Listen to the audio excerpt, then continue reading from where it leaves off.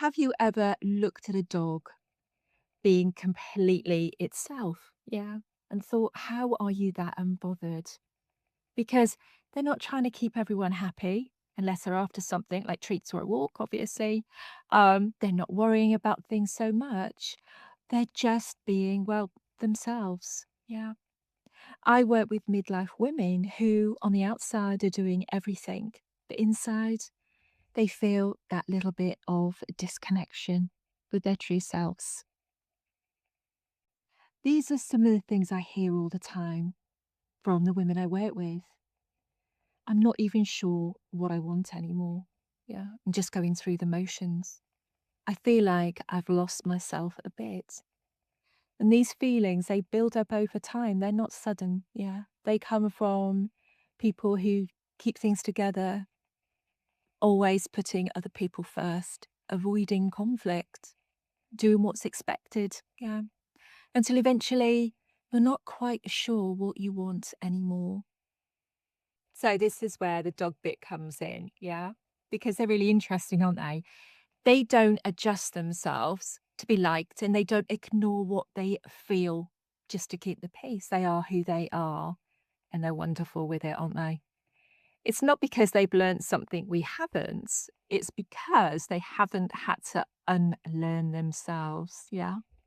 So when we're young, we're told this is acceptable, this isn't, this is what you should do, inverted commas, yeah? And these programs inside us, they just become automatic and it's just what we do, what we become.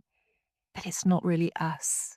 And this is why we lose ourselves. Where dogs, they keep that authenticity. Yeah, they know they're lovely just as they are, and so are we. And this is what we need to come back to. So as humans, we adapt. We learn what keeps things steady, yeah. What keeps relationships working. We work hard at those, don't we? What keeps us accepted, yeah, by others. Worried about being judged. We are judged, don't we? Yeah, people are too quick to do that. But dogs don't do that. You either love me or you don't. And look how cute I am. So, yeah, we're going to love them, aren't we? Yeah. And they know they're wonderful. So, sometimes what we do to please everybody else means that we're constantly moving away from ourselves, away from who we really are. This isn't about becoming more confident overnight or suddenly changing everything. Yeah. It starts just with noticing that awareness of where you have learnt to override yourself, your true feelings. Dogs don't abandon themselves, do they? They trust what they feel, they respond to what feels safe, and they don't over explain their boundaries either. So, for us, this might look like pausing before automatically saying yes, the people pleaser. Noticing when you're pushing past your limits and learn to stop, that it's okay to take time out, as dogs do. They nap if they need to. I'm not saying we can nap throughout the day when we're at work, but we need to respect our limits of what we put on ourselves and what other people put on us. Yeah. And this, you can just ask yourself, what do I actually need right now? Do I need 5 minutes out? Do I need a cup of tea? Do I need to go and sit out in the sun? We can learn to start respecting ourselves and looking after ourselves.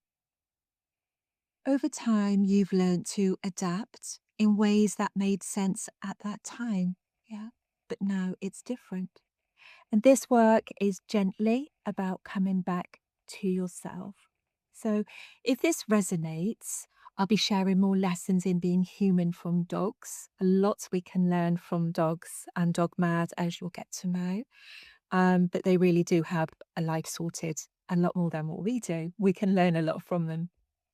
I've also put together some free resources that you can find in the description below, and that could be a good starting point